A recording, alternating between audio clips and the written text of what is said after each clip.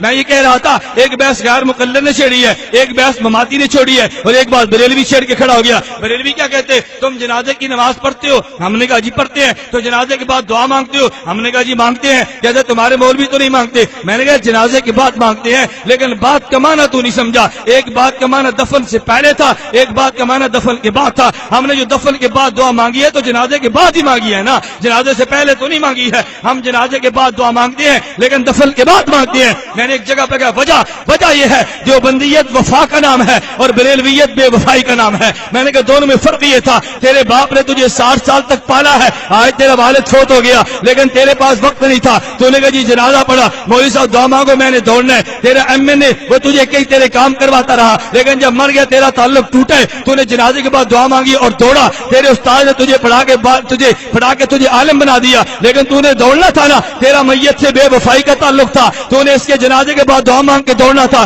تو نے کہا فوراً مانگو. جو بندی وفا کا درس دیتے, ہم نے کہا زندگی بھر اس کا ساتھ دیے تو مرنے کے بعد جہاں تک ساتھ دے تو وہاں تک تو دو نا. اس لیے ہم نے وفا کے تقاضے کا خیال کیا, ہم نے دفن کے بعد دعا مانگی ہے. تو نے بے وفائی کی ہے, تو فوراً دعا مانگ کے دوڑے. تیرا مسلک بے وفائی, ہمارا مسلک وفا ہے.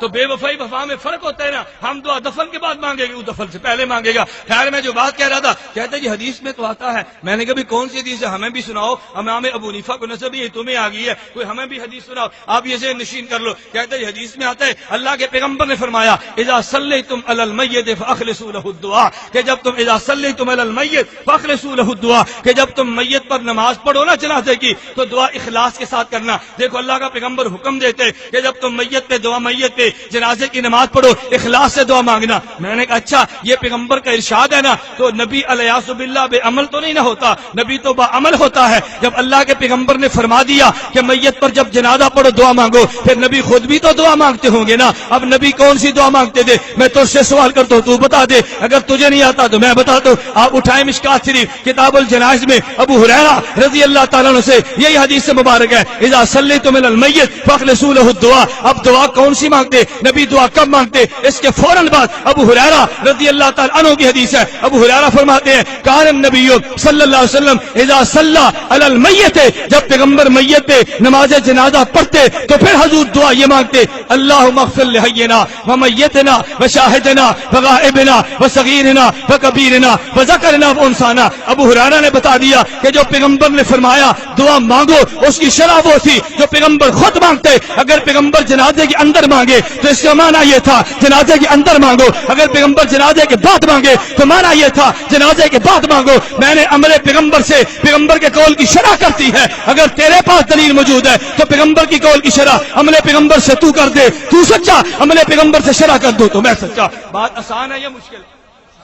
بات بڑی آسان ہے نا, مگر اس کے لیے تیار نہیں ہوگا. پھر ساتھی کہتے ہیں اس حدیث کا مطلب کیا ہوگا. میں نے کہا اس کا مطلب یہ ہوگا کہ ماں صبح اپنے بچے کو تیار کرتی ہے سکول بھیجنے کے لیے, پھر ماں اپنے بیٹے سے کہتی ہے بیٹا رش بہت ہے, بیٹا رش بہت ہے, یہ گاڑیاں بہت چلتی ہیں, جب تم سڑک سے گزرو تو خیال کرنا.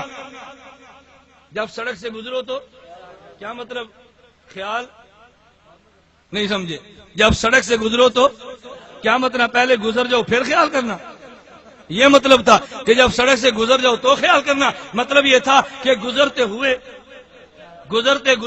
خیال کرنا. ماں اپنے بیٹے کو متوجہ کر رہی ہے بیٹا سڑک سے گزرو تو خیال سے گزرنا, یہ مطلب تھا خیال کرنے کا. جب پیغمبر نے فرمایا کہ دیکھو تم نماز تو پڑھتے ہو, اللہ کے لیے پڑھتے ہو, لیکن میت کے لیے جب لوگ آتے ہیں تو لوگ کبھی آتے ہیں نام رکھنے کے لیے, ناک رکھنے کے لیے, برادری کے لیے. اللہ کے پیغمبر نے فرمایا یہ دنیا میں جانے کا آخری وقت ہے, اب برادری کی وجہ سے نہ پڑھنا, اب خاندان کی وجہ سے نہ پڑھنا, اب ناک کی وجہ سے نہ پڑھنا, اب تم دعا اخلاص کے ساتھ مانگنا. اگر تمہیں یقین نہ آئے نا تو آج نماز جنازہ لوگ آئیں گے, یہاں ہزاروں کا مجمع بیٹھا ہوگا, ظہر کی نماز ہوگی تو 5 آدمی اٹھیں گے, جب جنازہ ہوگا تو 1000 اٹھیں گے. اگر اللہ کے لیے پڑھنا آتا تو 1000 نماز پڑھ لیتے نا. معلوم ہوا یہ نماز پڑھتے تو اللہ کا حکم سمجھ کے, یہ جو جنازہ پڑھتے ہیں نا اللہ کا حکم نہیں برادری کا حکم سمجھ کے. آج میں نے نہ پڑھا تو میرے باپ کے جنازے میں کون آئے گا. اس لیے پیغمبر نے فرمایا اذا صلیتم علی المیت فاخلصوا له الدعاء, کہ جب تم میت پر جنازے کی نماز پڑھو پھر اخلاص سے دعا مانگنا. میں کیا یہ رہا تھا, میں نے میت کے متعلقہ 2-3 باتیں کی ہیں. اللہ مجھے بھی سمجھنے کی توفیق دے, اللہ آپ کو بھی سمجھنے کی توفیق دے.